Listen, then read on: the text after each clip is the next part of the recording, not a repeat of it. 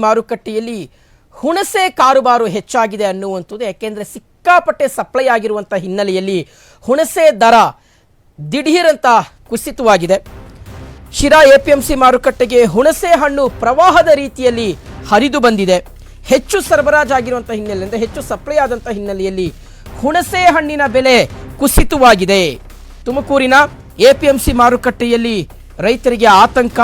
ಕ್ವಿಂಟಾಲ್ಗೆ 25,000 ಇದ್ದಂತಹ ಹುಣಸೆ ಹಣ್ಣಿನ ದರ 15,000ಕ್ಕೆ ಇಳಿಕೆಯಾಗಿರುವಂಥದ್ದು. 10,000 ಕಡಿಮೆ ಆಗಿದೆ. ಒಂದು ಕ್ವಿಂಟಾಲ್ಗೆ 10,000 ಕಡಿಮೆ ಆಗಿದೆ. ಗೋಟು ಹುಣಸೆ ಕೇವಲ 2,000 3,000 ರೂಪಾಯಿಗೆ ಮಾರಾಟ ಆಗ್ತಾ ಇದೆ.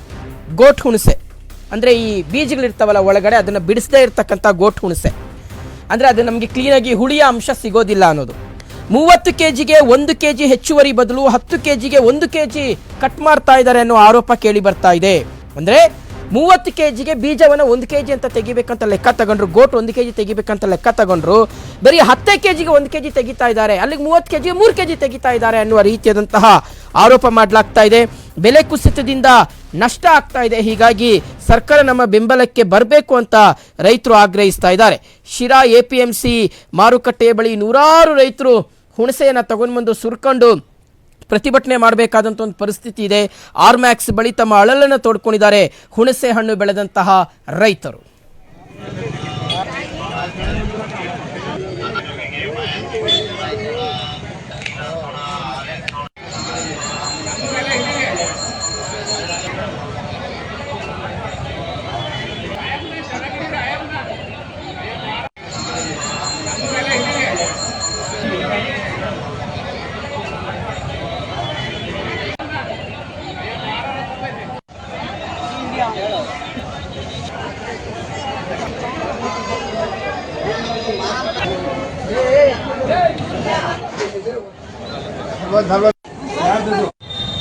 ನಮಸ್ಕಾರ, ನಾನು ಅನುರಾಧ, ಕೃಷಿ ಉತ್ಪನ್ನ ಮಾರುಕಟ್ಟೆ ಸಮಿತಿ ಶಿರಾ ಸೆಕ್ರೆಟರಿ. ನಾನು ನಮಗೆ ಈಗ ಹುಣಸೆ ಹಣ್ಣಿನ ಸೀಸನ್ ನಡೀತಾ ಇದೆ. ಈಗ 3 ತಿಂಗಳಿಂದ ಹುಣಸೆ ಹಣ್ಣು ಸೀಸನ್ನು ಸ್ಟಾರ್ಟ್ ಆಗಿದೆ. ಕಳೆದ ಜನವರಿ 2nd ವೀಕ್ ಆದಮೇಲೆ ಅರೈವಲ್ಸು ಸ್ಟಾರ್ಟ್ ಆಯಿತು. ನಮಗೆ ಇಲ್ಲಿ ಮುಖ್ಯವಾಗಿ 3 ಥರದ ಹುಣಸೆ ಹಣ್ಣು ಬರುತ್ತೆ ನಮಗೆ. ಒಂದು ಬೋಟು, ಒಂದು ಕರ್ಪುಳಿ, ಇನ್ನೊಂದು ಫ್ಲವರ್ ಅಂತ.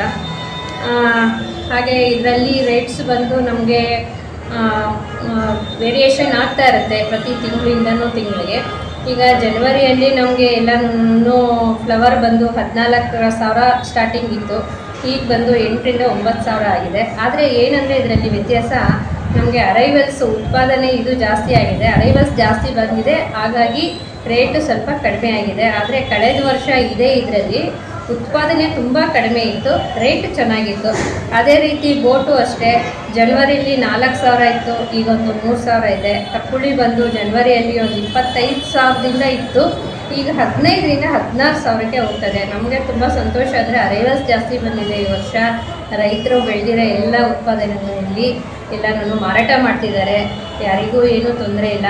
ಹಾಗೂ ಏನಾದರೂ ರೈತರಿಗೆ ಏನಾದರೂ ತೊಂದರೆ ಅಂತ ನಮ್ಗೆ ಏನಾದ್ರೂ ಲಿಖಿತವಾಗಿ ಯಾವುದಾದ್ರೂ ದೂರು ಬಂದರೆ ಅದ್ರ ಬಗ್ಗೆ ಕ್ರಮ ತಗೋತೀವಿ. ಹುಣಸೆ ಹಣ್ಣಿಂದ ಇದೆಲ್ಲ ತುಂಬ ಚೆನ್ನಾಗಿ ನಡೀತಾ ಇದೆ. ಇನ್ನೂ ಒಂದು 3-4 ವಾರ ನಮ್ಮ ಮಾರ್ಕೆಟಲ್ಲಿ ಇದೇ ರೀತಿ ಜನಜಂಗುಳಿಯಿಂದ ತುಂಬಿದ್ದು ಮಾರಾಟ ಆಗುತ್ತೆ ಅಂತೇಳಿ ತಿಳಿಸ್ತಾ ಇದ್ದೀನಿ. ನಮ್ಮದು ಮಧುಗಿರಿ ತಾಲೂಕು ದೊಡ್ಡೇರಿ ಹೋಬಳಿ ಕನಪನಾಯಕನಹಳ್ಳಿ ಗ್ರಾಮ, ಬಡವನಹಳ್ಳಿ ಗ್ರಾಮ ಪಂಚಾಯಿತಿ. ನಾವು ಸಿರಾಕ್ಕೆ APMC ಆಡಿಗೆ ವಾರ ನಾವು ಹುಣಸೆ ಹಣ್ಣು ತೊಗೊಂಬತ್ತೀವಿ, ಕಡಲೆಕಾಯಿ, ರಾಗಿ ಎಲ್ಲ ತೊಗೊಬತ್ತೀವಿ, ಹುಣಸೆ ಹಣ್ಣೆಲ್ಲ ತೊಗೊಂಡಿದ್ದೀವಿ. ಇವತ್ತೂ ಕೂಡ ನಾವು ಹುಣಸೆ ಹಣ್ಣು ತೊಗೊಂಬಂದಿದ್ವಿ. ನಮಗೆ ರೈತರಿಗೆ ಒಳ್ಳೆ ರೀತಿ ಒಳಗೆ ನಮಗೆ ರೇಟ್ಗಳು ದರ ಸಿಗ್ತಾ ಇಲ್ಲ. ಅದರಿಂದ ದಯವಿಟ್ಟು ನೀವು ಸರ್ಕಾರದ ಗಮನಕ್ಕೆ ತಗೊಂಡು ನಮಗೆ ರೈತರಿಗೆ ಒಳ್ಳೆ ರೇಟ್ ಕೊಟ್ಟು ಅನುಕೂಲ ಆಗೋ ರೀತಿ ಮಾಡಬೇಕು ಅಂತ ಕೇಳ್ಕೊಳ್ತಾ ಇದ್ದೀವಿ.